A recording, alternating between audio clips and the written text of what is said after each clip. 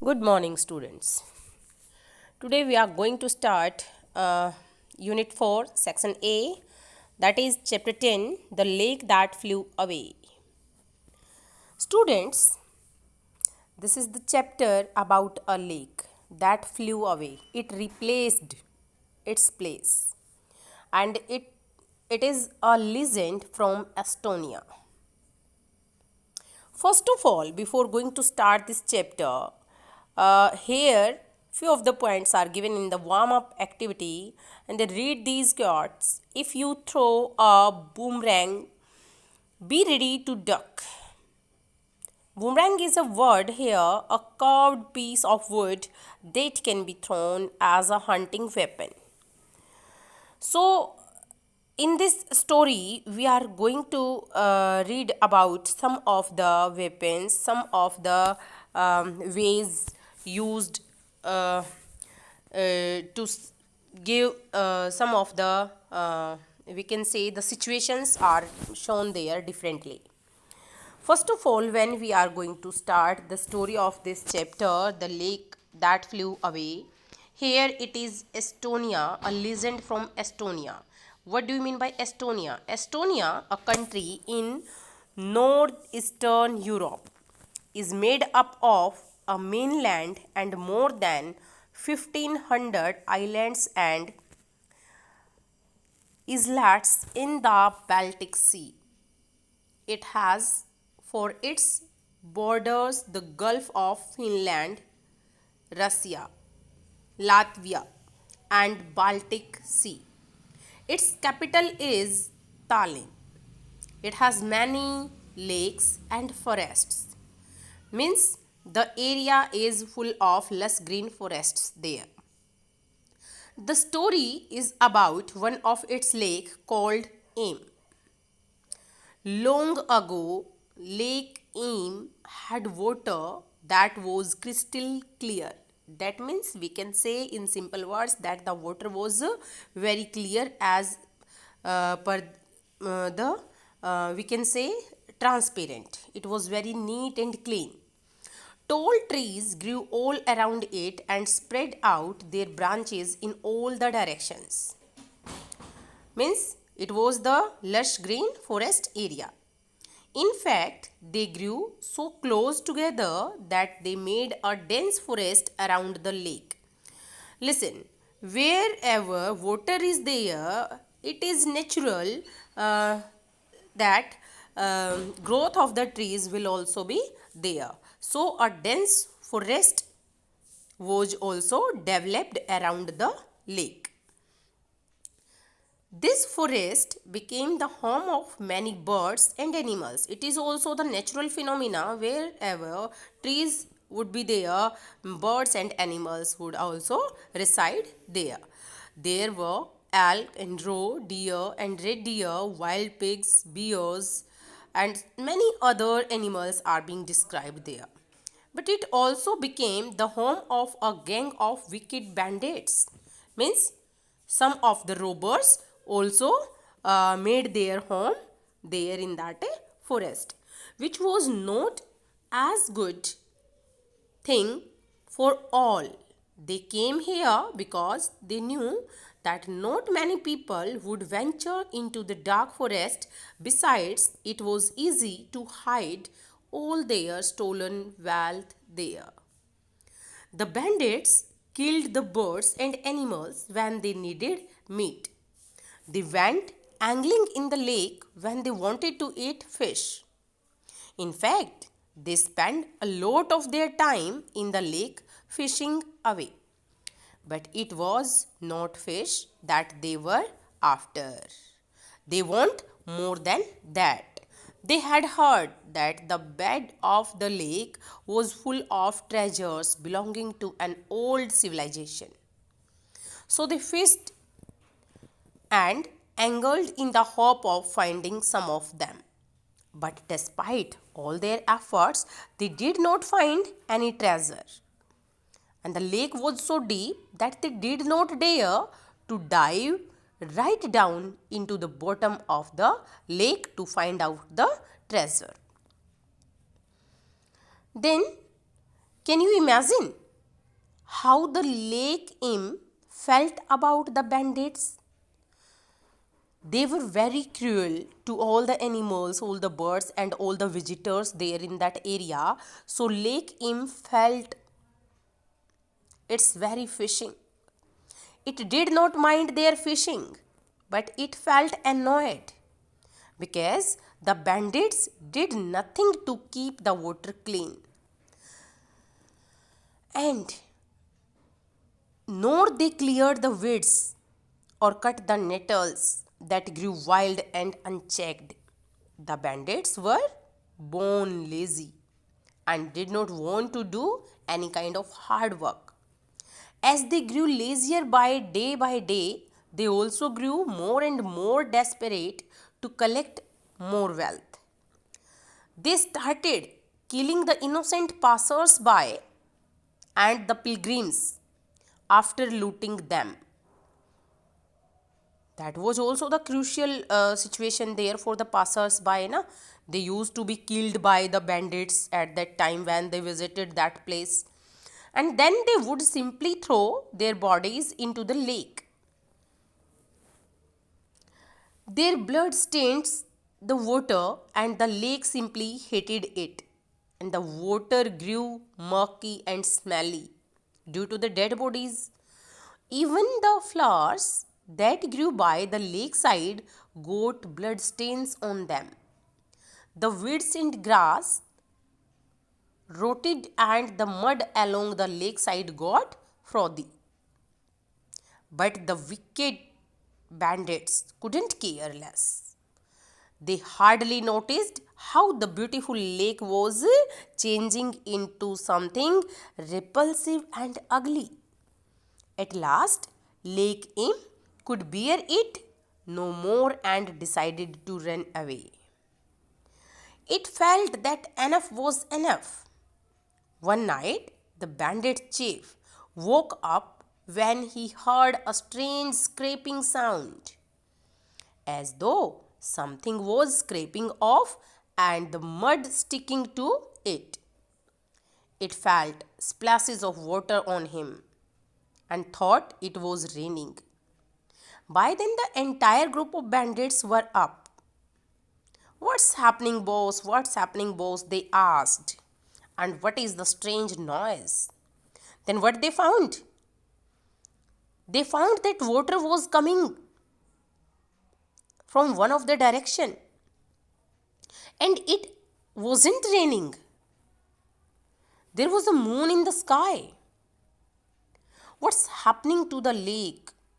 cried one of the bandits from their team. And then all of them saw a strange sight. What was that strange sight? Something that made their hair stand on end. The lake was rolling itself up like a that the lake was rolling up rose up into the sky like a huge glittering tent. They could see an enormous sheet of water spread across the sky, holding millions and millions of gallons of water. Would it break on top of them and drown them all? The bandits clutched one another and shook in fear. But the lake was disgusted with the place and swirled across the sky and was soon out of the sight. When the sun rose the next morning and the bandits found a huge hole full of slush where the lake had been. "Come, come," cried the leader of the bandits excitedly. "The place must be teeming with fish and all the treasure we have been looking for." The water of the lake rose up high in the sky. "But our boats are all gone," said one of the bandits. Then they discussed that they need not their boats. There is no lake now and no water. They can just walk in that place and pick a fish by the barrel and all the treasures too. They all were in search of the treasures. I can see the treasure chests gleaming in the sun. Many, many of them, cried another excitedly. The bandits jumped in and were soon up to their waists in mud. That means that was the muddy area. And they all got trapped into that mud. They were not able to get out of that part. But there were no fish to be seen. The lake must have taken them, said the leader. Never mind, we can take all the treasure. Luckily, the chests are all open, said one of the bandits, putting his hand in. He was expecting to pick up gold and silver, but he screamed and pulled his hands out. The chest was full of snakes. The other chests were full of frogs, lizards, newts, salamander, slugs, and other slimy creatures. Bache, these were all the creatures found under lake water and that wrapped themselves around the bandits. The bandits screamed and ran for the shore. But the snakes and lizards, slugs and frogs followed them and got into their huts. Their clothes, their shoes, their bats, and all their things. It was like a nightmare for all of them. There is no help for it. We must burn every single thing, or these creatures will kill us, said the leader of the bandits. Then, what happened to them? What about all our stolen goods and money? They were just talking about at the time the survival for them was not in a good situation, and at that time, at that crucial time, that was the time to fight with death. At that time, they were talking about the stolen goods and money. They were just asking, they were just discussing to each other. If we set fire, one said, if we set fire to everything, all our collected wealth will be destroyed. There is no time to think of that. We all have to save our lives, one of the leaders said. So they set fire to everything, and soon the entire forest was reduced to ashes, which made a ring around the empty crater. The bandits trudged away empty handed. Nothing belonging to them could be saved. Everything was burnt there in the fire.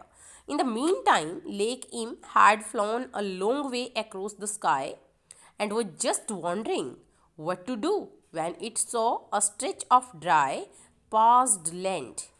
The mud was brown and cracked. There was hardly any vegetation and no water in the rivers and ponds. The villagers looked poor and unhappy and weak for want of the proper meal. They saw the lake in the sky and thought it was an extra special cloud. Oh, please give us a few drops of water, they begged. Who begged here?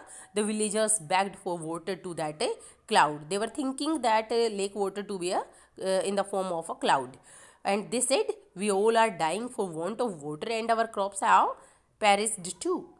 Lake Im felt sorry for them. I shall come down and stay with you if you can make a bed for me to lie on. It told them in a thundering voice. Oh, we will, they cried in a chorus. Please, please stay with us. And the entire village got busy. The men started digging with their spades and trowels. The children dug with their bare hands. The women folk wheeled away the earth in barrows. Others carried them away in pans and basins. Before the week was out, they dug a bed for the lake. Lake Im crept down from the sky and lay down happily. Its water was crystal clear once again, but it had carried all the fish, boats, and all the treasures with it. As the waves gently lapped and shores, they threw bits of gold and silver in the sand. The villagers cheered as they picked them up and caught the boats that had once belonged to the bandits.